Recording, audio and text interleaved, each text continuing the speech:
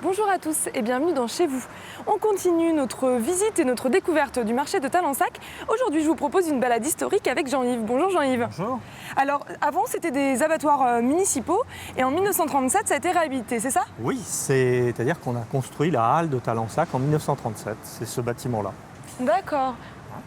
Et qu'est-ce qu'il en reste justement de ce bâtiment? Il est resté intact pendant plus Depuis de 70 ans? 1937, non, il a été réhabilité. Il a connu une réhabilitation profonde à partir de 2002. Dans 2002, ça s'est étalé jusqu'à 2005 parce qu'il y avait besoin d'une rénovation, effectivement, au niveau notamment des équipements des commerçants, au niveau des étals, principalement donc à l'intérieur de la halle.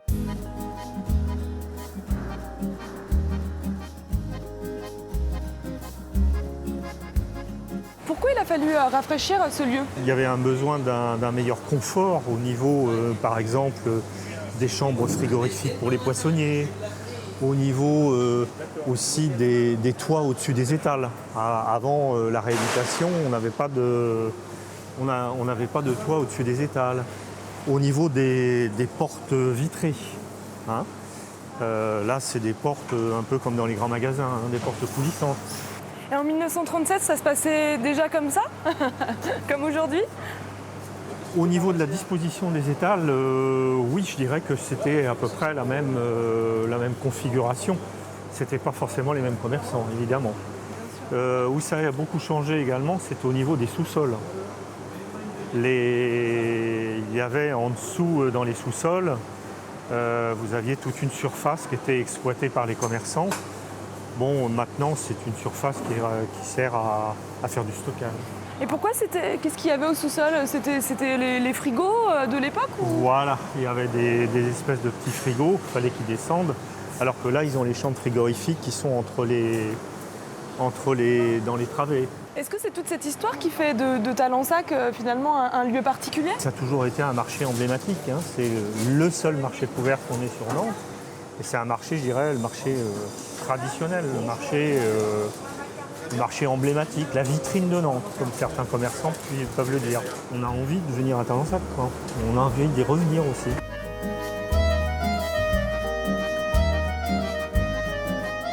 Bonjour Joseph.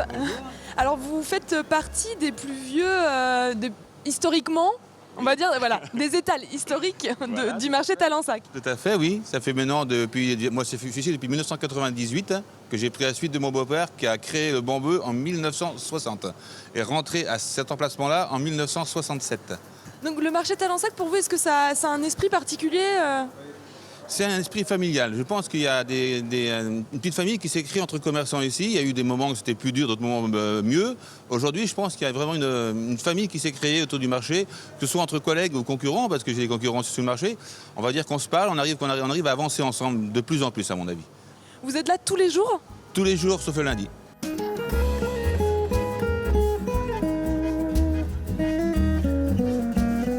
Bonjour Stéphane, vous faites partie des commerçants historiques de ce marché.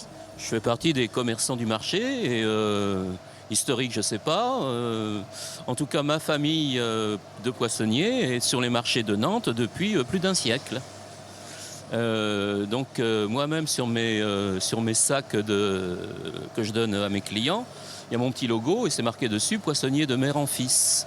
MER. Pourquoi? Parce que l'entreprise familiale a été créée en 1914. Papy est parti au front. Et mamie, mon arrière-grand-mère,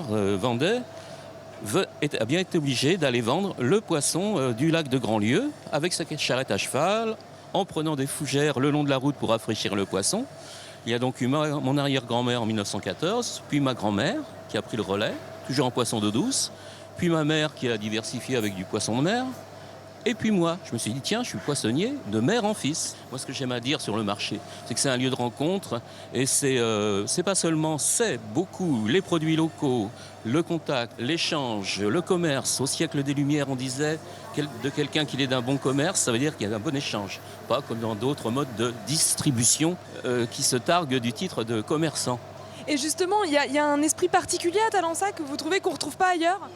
C'est ce qu'on dit. Alors, étant en immersion, je ne peux pas me permettre de le dire moi-même, mais beaucoup ressentent qu'à Talensac, il y a une bonne ambiance. Par exemple, nous, entre commerçants, on va dire, moi je suis poissonnier, si je n'ai pas un article, je vais dire, moi je n'ai pas de homard, mais vous pouvez aller à telle poissonnerie ou telle poissonnerie, vous venez de ma part, vous serez bien servi. Et en 20 ans, est-ce que ça a beaucoup changé le marché? Est-ce que vous avez vu des changements majeurs? Oui, beaucoup de changements. Le principal changement étant la fréquentation, le différentiel de fréquentation entre la semaine et le week-end. Ça, c'est fortement accentué. Le week-end a toujours été plus fort que la semaine, mais là, depuis quelques années, c'est vraiment le jour et la nuit, l'ombre et la lumière.